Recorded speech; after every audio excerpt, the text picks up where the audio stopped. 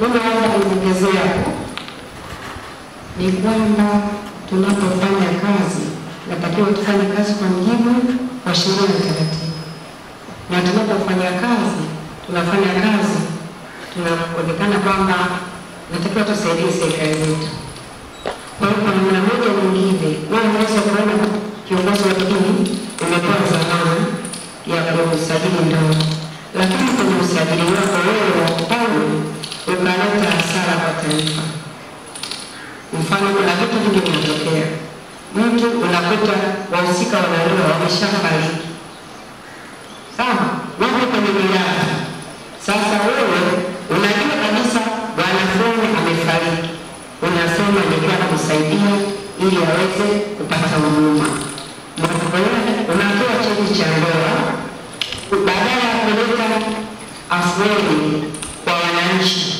Matokeo yake unachafua hali ya hewa kwa kuleta migogoro, kwa sababu yule ambaye amekichukua anapokipeleka mahakamani kwenye kudai mirathi, ina maana sasa unamnyima yule mwanandoa wa mwanzo au mwanandoa mwingine haki yake kwa kuongeza mtu mwingine ambaye astahili. Kwa hiyo nakuta tukifanya kwa utaratibu, ndio maana tunasema jamani, kuna sehemu hapa sisi tuliongea. Naomba tuone kisahihi, tuangalie sheria kwamba unapotoa cheti cha ndoa, wanandoa wote wawili, wanandoa wote wasaini, wanandoa wote waridhie. Tumeshapata changamoto moja, natoa mfano leo hapa, ni kwamba cheti wanandoa anajua anaenda kufungia ndoa msikiti fulani.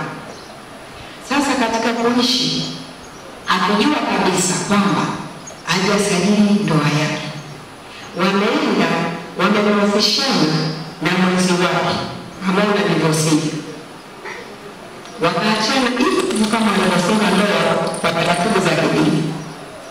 Baada ya kuachana, yule mwanamke akijua kwamba wameshaachana, akaenda kwa shehe mwingine hapa Dar es Salaam, akachukua cheti